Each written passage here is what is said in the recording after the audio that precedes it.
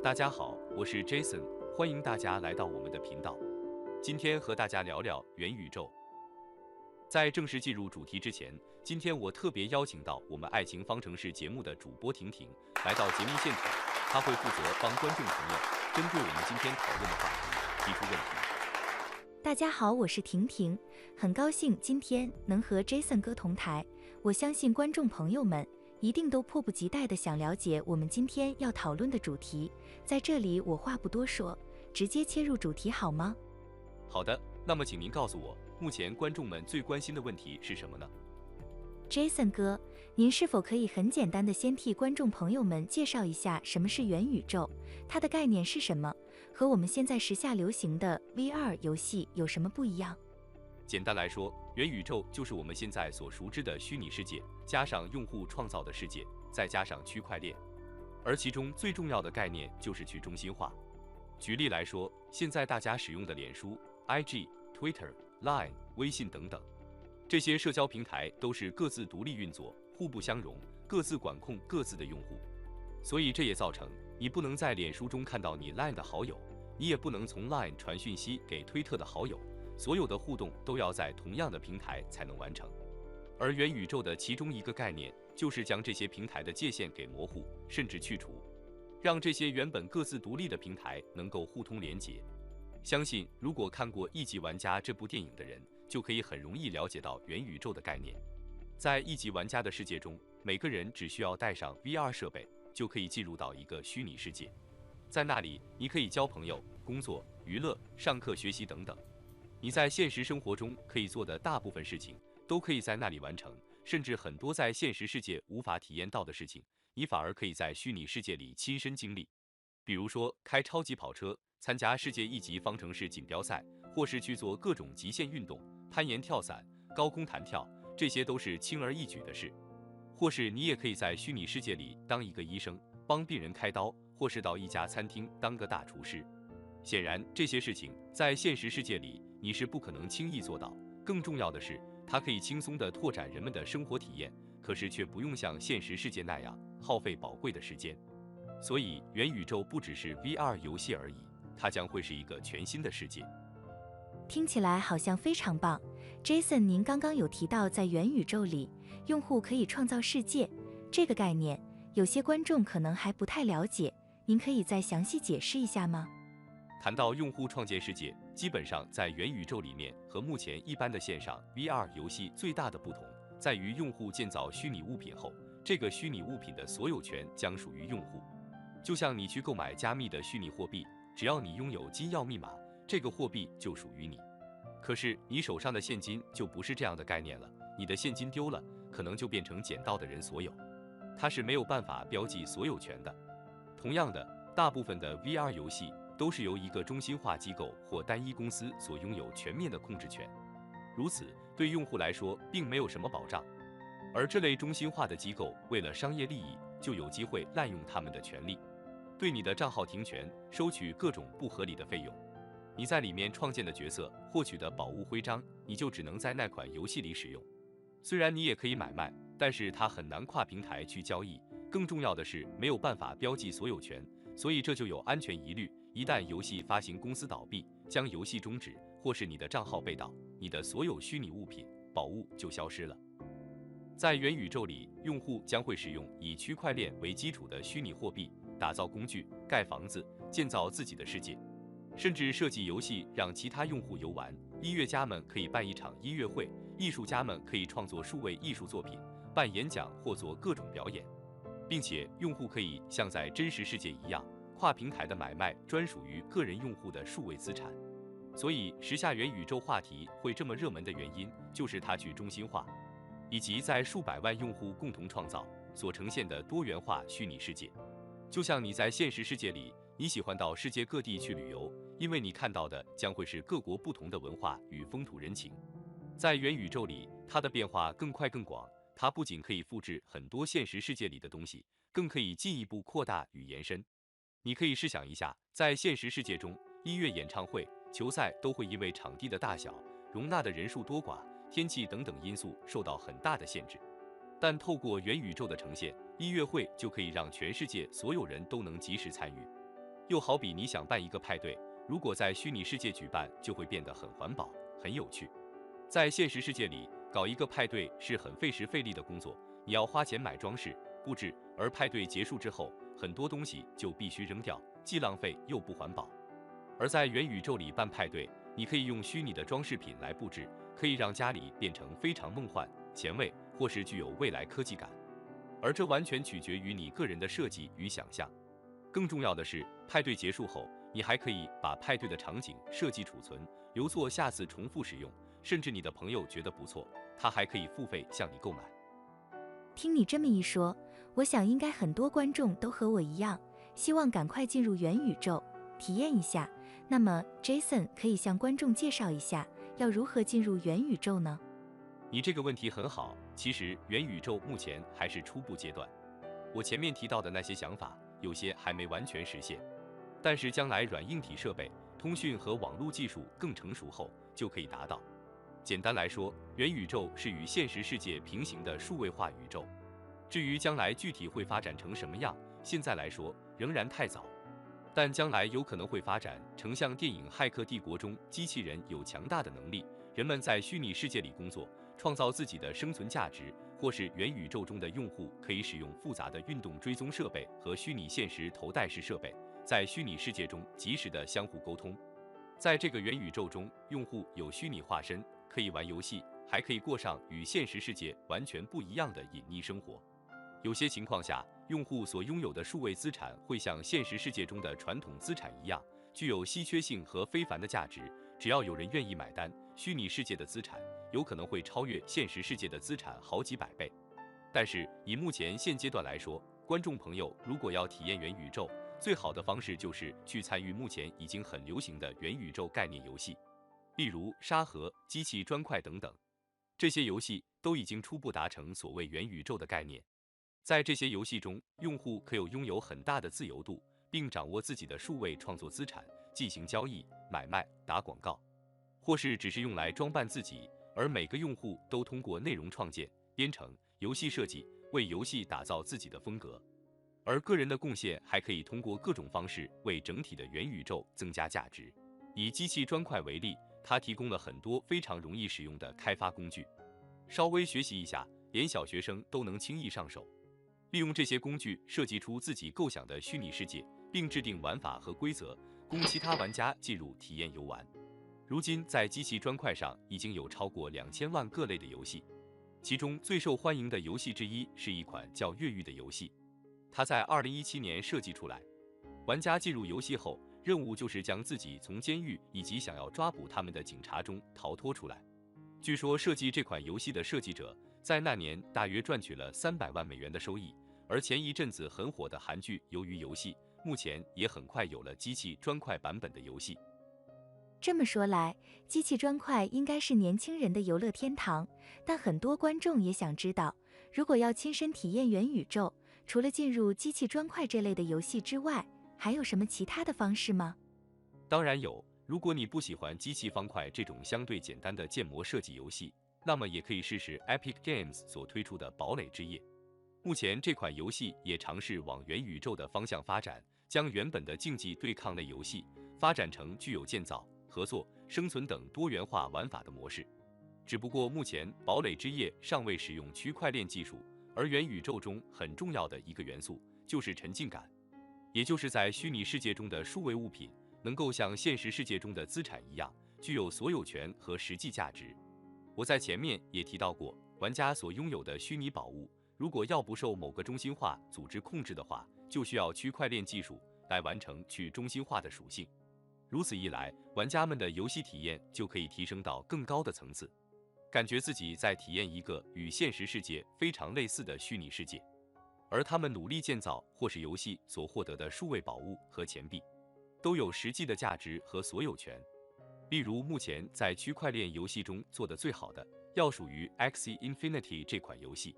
这款游戏其实就是区块链版本的口袋妖怪宠物对战游戏。玩家需要用真金白银在市集上从其他玩家那里购买能够战斗的宠物，而这些宠物既能繁殖获得新的战斗宠物之外，又可以去参加 PVP 或者 PVE 玩法，获得一些加密钱币。而新的战斗宠物和所获得的钱币，在真实世界都是有实际价值的，并且可以买卖给他人。所以，玩家在玩 Axie Infinity 时可以赚钱，而达到所谓的边玩边赚模式。正如我们在电影一级玩家中所见识到的场景，人们可以在虚拟世界中完成工作或者任务，获得具有真实价值的虚拟物品一样。而边玩边赚也是实现元宇宙不可或缺的重要元素之一。当然，除了上面所讲的几款游戏之外，要体验元宇宙的另一个方式就是收藏或是创作 NFT 数位艺术品。因为 NFT 数位艺术品有了以区块链技术为基础的可信任资产价值和去中心化的身份认证，所以最容易被用户感知数位作品的所有权归属。而在2021年，有无数的企业和个人都进入到了这个领域之中。首先是 NBA 和 Dapper Labs 推出新型球星卡，并在短短的1个月内席卷全球。之后又有佳士得拍卖行和苏富比拍卖行相继举办 NFT 艺术品拍卖会，拍出一幅幅震惊世界的天价数位艺术作品。可以说 NFT 数位艺术品让普通用户可以用简单的方式参与到元宇宙的领域中，让元宇宙的未来世界更多彩多姿。您刚才有很多次提到区块链技术，很多观众对这个名词不陌生，但可能不是非常了解。Jason， 您可以简单介绍一下区块链技术的概念吗？另外，你也提到了 NFT， 这和区块链又有什么不同呢？区块链简单来说，就是一种新的记账方式。15世纪，人类开始用复式记账法来记账，也就是每笔交易都至少记录在2个不同的账户当中，一个是借方，一个是贷方，而借贷双方数额必须相等。如此一来，让银行里的数字能够被大多的人信任，也因为这种信任机制，催生了后来全球贸易的蓬勃发展，以及近代的资本主义的兴起。然而，这种复式记账的记录必须由所谓的中介机构银行来完成，而形成所谓的中心化体系。后来，比特币出现，它透过电脑加密技术，用分散式账本跳过中介银行，让所有参与者的电脑一起记账、确认，成为去中心化的交易系统。这个交易系统上有2种人，一个是纯粹的交易者，另一个是提供电脑硬体运算能力的第三方，俗称矿工。交易者的账本需经过矿工运算后加密，经所有区块链上的人确认后上链，因此只可追踪，但不可更改。矿工运算加密的行为称为 hash， 也就是俗称的挖矿。而因为帮忙运算，所以矿工可获得一定数量的比特币作为酬劳。交易账本分散在每个人手中，不需中心储存、认证，所以也称为去中心化记账。无论是个人对个人、银行对银行，彼此都能互相转账，再也不用透过中介机构，如此可省下手续费。而交易账本因为经过加密、分散储存，所以也比以往更安全，交易记录也更难被篡改。不过，比特币本身并没有智慧型合约的功能，所以后来又衍生出第2代的区块链技术以太坊，也就是在比特币的基础上，再加上智慧合约的区块链底层技术。智慧合约是用程式写成的，不会被篡改，会自动执行，还可搭配金融交易，记录股权、版权、智慧财产权的交易。因此，许多游戏公司都透过以太坊来发行自己的代币。但不管是比特币或是游戏公司基于以太坊所发行的虚拟钱币，都属于同质化代币。说的简单一点，就是可以替换。在交易市场中，所有交易者所持有的每一枚货币，无论是作用或是价值是一样的，并没有差异。也就是说，所有人手中的比特币没有任何区别，可以任意交换与代替。除了可替代性，同质化代币的另一个特性是可分割。以比特币为例，因为目前一枚的市场价值已经远超过3万块美金以上，由于价格过高，因此用户可以选择购买1/1000或1/1000的比特币。而这样不强制要求用户要完整一枚一枚的买入的特性，就是同质化代币中的可分割性。相较于同质化代币可分割的特性，市场又衍生出一种不可分割的代币 NFT， 也就是所谓的非同质化代币。NFT 也属于一种以区块链技术为主的数位加密货币，借由智能合约技术，能自动处理所有交易资讯以及买卖过程，具有不可替代性、不可分割性以及独一无二等特性。因此 NFT 很适合用来交易市场上独一无二的数位艺术作品、游戏道具、各种影音资讯等等。举个例子来说，如果一名知名艺术家将一幅实体画作用电脑扫描后再转化为特有的 NFT 虚拟艺术品来拍卖，因为这幅虚拟画作是一个完整的 NFT， 无法再拆分为更小的单位，而成为全世界独一无二的艺术作品，如此就可以展现出这个作品的收藏价值。此外，也有人将 NFT 应用在影音艺术品上，比如网络艺术家所绘制的专属图腾，知名女星亲自录制的一段影音档，这些数位资讯一旦锁上了 NFT 的标记，就成了带有所有权证明的数位化商品。任何少了标记的复制品都只是赝品，而不是真迹。而真迹通常待价而沽，拥有者可以握在手上等，价值水涨船高，或是寻个好买家再脱手海捞一笔。所以，任何能借由数位形式储存于区块链的有价资产，都可以转化为 NFT。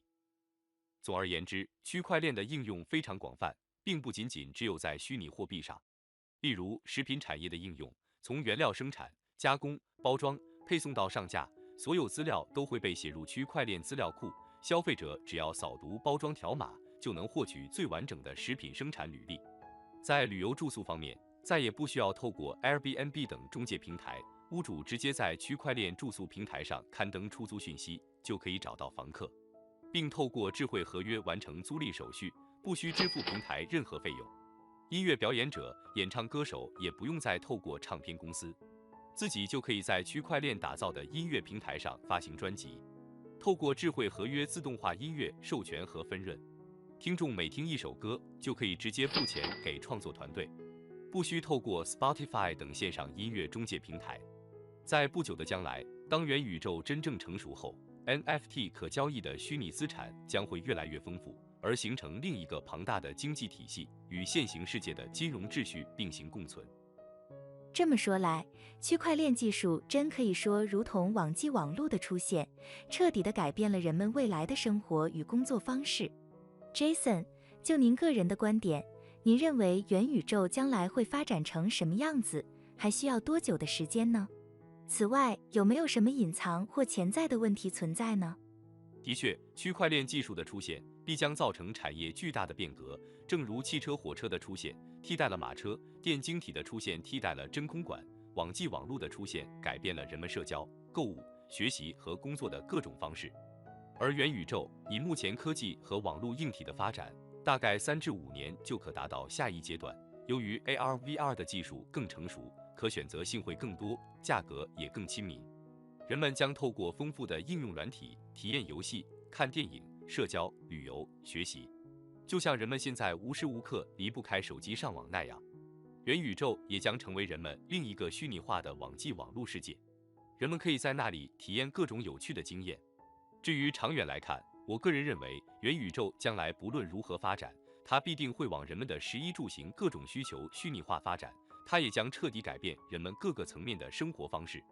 但不管如何改变，人类科技发展进步的幕后推手，终将来自于人们的欲望与需求，而人们的想象与欲望总是无止境的。